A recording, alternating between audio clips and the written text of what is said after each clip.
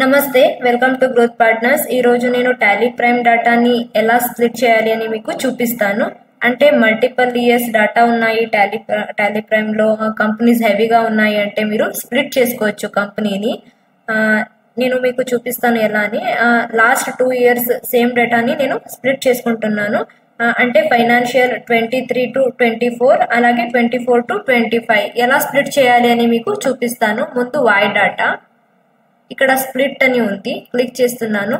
Verify data అంటే ముందుగా split చేసే ముందు మేము వెరిఫై చేసుకోవాలి డేటాని. ఇక్కడ ఎంటర్ చేస్తే ఇక్కడ నో ఎర్రర్ ఫౌండ్ అని ఉంది, అంటే ఎర్రర్ ఏమీ లేదు. ఎర్రర్ ఏదైనా ఉంటే క్లియర్ చేయాలి. చేసిన తర్వాత మేము స్ప్లిట్ చేసుకోవాలి.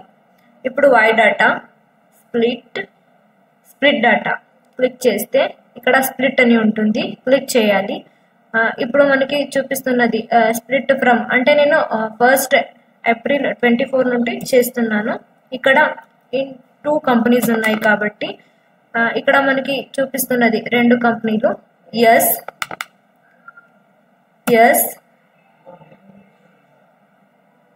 ఇప్పుడు లోడింగ్ అవుతున్నది. ఇదన్నీ కంప్లీట్ అయిన తర్వాత మనది కంపెనీస్ స్ప్లిట్ అవుతాయి.